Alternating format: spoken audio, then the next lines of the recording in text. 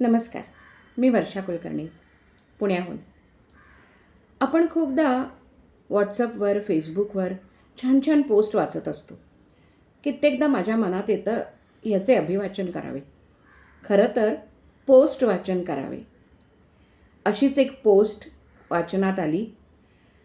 प्रियदीप भावविश्व, प्रियादीप भावविश्व या पेजवर यवतमाळच्या प्रिया माकोडे यांचं हे पेज आहे आणि ह्याच्यावर आपल्याला खूप सुंदर सुंदर लेख वाचायला मिळतात. असाच एक छानसा आलेला लेख त्यांच्या परवानगीने आज मी इथे वाचणार आहे. आजचा युग आहे फेसबुक, इंस्टाग्राम, व्हॉट्सअपच्या. ह्या सोशल मीडिया थ्रू आपली कनेक्टिव्हिटी असते. खरं तर वरवरची असते. पण काही काळापूर्वी, साधारण 15-16 वर्षापूर्वी एकमेकांमधली कनेक्टिव्हिटी असायची ती डब्याच्या देवाणघेवाणीने. डब्याच्या देवाणघेवाणीने? हो. कसं? ते बघा. सकाळी दारावर टकटक झाली. सुनीता काकूंनी दार उघडलं. समोर वच्छला मामी उभ्या होत्या, हातात स्टीलचा डबा. अगं, काल तुझ्याकडून उसळ घेतली होती ना, तोच हा डबा. सुनीता काकूंनी डबा उघडला. आत उसळ नव्हती, त्यात होत्या 4 गरमागरम पुरणपोळ्या. मामी, काय हो, हे कशाला? मामी हसल्या. रिकामा डबा परत दिला की नातंसुद्धा रिकामं होतं गं. तेवढ्यात सुप्रिया काकूही आल्या. काय गं, आज पुन्हा डब्यांची देवाणघेवाण? वच्छला मामी हसल्या.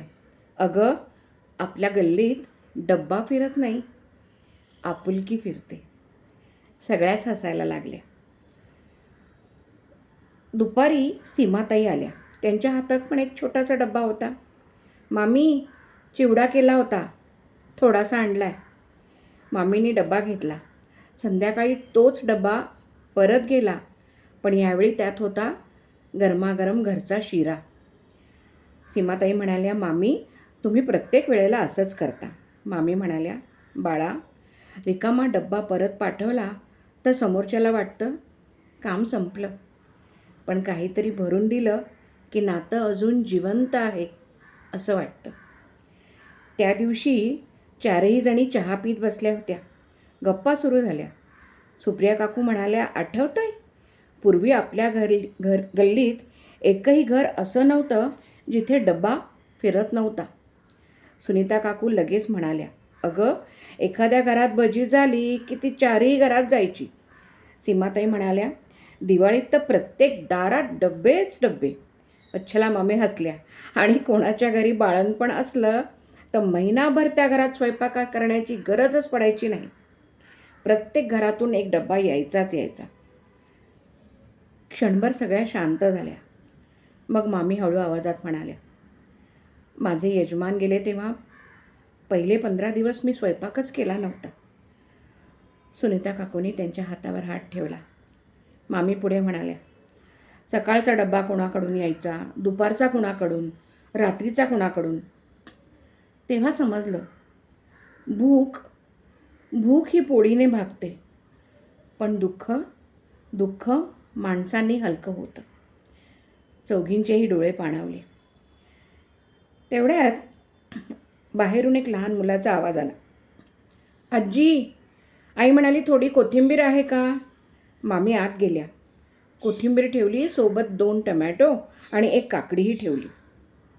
मुलगा म्हणाला, आजी, आईने एवढं नव्हतं मागितलं. मामी हसल्या. माहिती आहे, पण रिकामा डब्बा आणि रिकामी पिशवी दोन्हीही परत पाठवायचं नसतं. संध्याकाळी सुनीता काकूंची सून ऑफिसवरून आली. तिने विचारलं, काय आई, आज पुन्हा कोणाचा तरी डब्बा आला वाटतं? सुनीता काकू हसल्या. हो ग, हे सगळं अजूनही चालू आहे आई?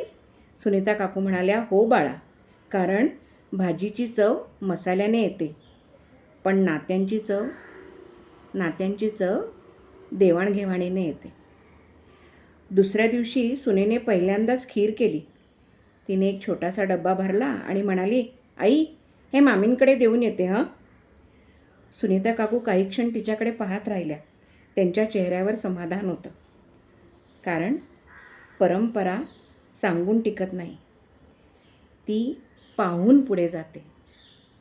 आज आपल्या घरात मोठे मोठे फ्रीज आहेत, महागडी भांडी आहेत, ऑनलाईन जेवणही येतं, पण शेजारच्याच्या दारात प्रेमाने ठेवलेला गरम गरम डबा आज कोणत्याच पैशाने विकत नाही घेता येत. कारण त्या डब्यात फक्त भाजी नसते.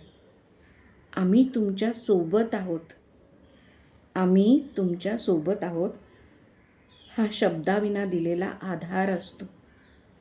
आजही काही जुन्या घरात स्टीलचा डब्बा कधीच रिकामा परत जात नाही. कारण त्या पिढीला माहीत होतं, रिकामा डबा परत दिला तर पोट भरलेलं असेल, पण नातं उपाशीच राहतं. धन्यवाद. प्रियाताईंच्या पेजवर असेच सुंदर सुंदर लेख तुम्हाला वाचायला मिळतील. प्रियादीप भाव विश्व ह्या पेजला नक्की फॉलो करा.